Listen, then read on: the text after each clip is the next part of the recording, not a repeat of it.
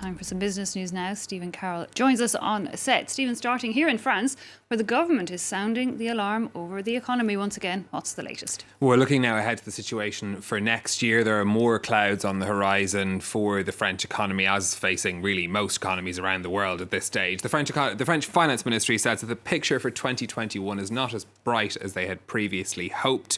They've downgraded the forecast already for this year. They say it's going to be an 11% slump. That was a forecast that was downgraded at the start of November. And now they say the picture for 2021 is worse than they had previously expected as well. In September, they thought there was going to be an 8% rebound in economic growth. They now say that only looks like 6% now for 2021. That's despite the fact that this lockdown has thought to be less damaging for the economy than the previous one earlier this year. That's partly because the rules are different. There are certain businesses that are allowed to operate this time that weren't allowed to operate the last time around. Think about construction sites, for example, are allowed to continue work. Factories are allowed to continue work. The French Central Bank says that economic activity in November was down by just 12%. Compare that to April, when it was down by over 30%. So it is a fairly significant difference in what the contributing levers for the economy are doing in this situation. The Finance Ministry now says that it'll be 2022 before the economy returns to its pre-crisis levels. But that's based on a supposition that strict health measures will be kept in place, and crucially that there won't be a third lockdown, which is something that really at this stage nobody can bet on. True. So what is the government technically doing about all of this then? Well, the French Finance Minister says that on top of the €100 billion economic recovery plan that they announced back in September, that there will need to be extra help for the economy, and that's something that they're working on.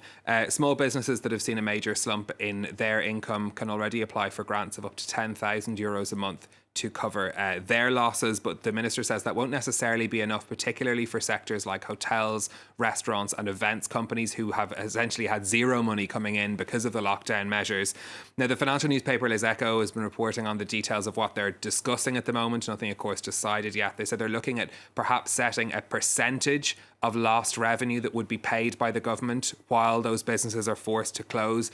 That's, of course, something that's being negotiated because there is a cost that comes with it. For the moment, the government is sticking to its motto of whatever it costs during this crisis to spend. That, of course, though, will have consequences down the line.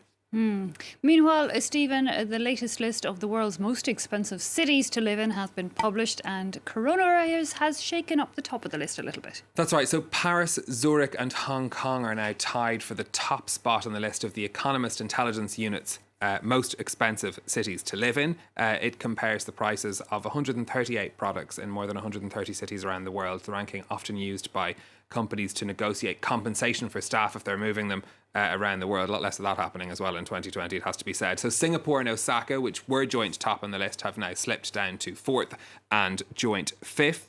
In Singapore's case, that's partly because of an exodus of foreign workers from the city-state during the pandemic. We've also seen falls for New York and LA.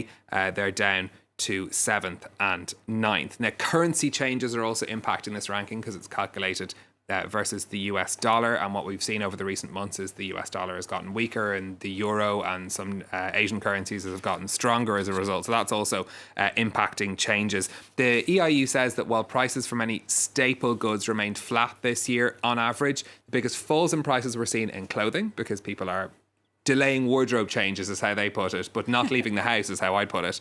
Electronics, meanwhile, saw prices rise because more people are working from home and they're looking for things like extra screens to work from home. Overall, the biggest price rises in their ranking were seen in Tehran, the Iranian capital, and that's because of US sanctions impacting some imports. Okay. So what's happening on the markets today, Stephen?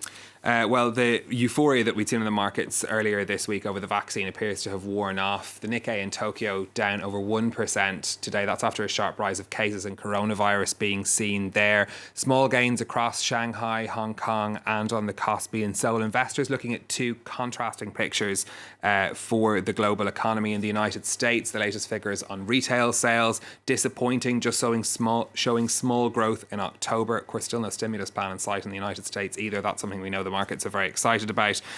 While in China, the economic recovery continuing to pick up there according to the latest economic data. So investors trying to play these contrasting situations in different major economies. Stephen Carroll, our business editor, thanks a lot for that update.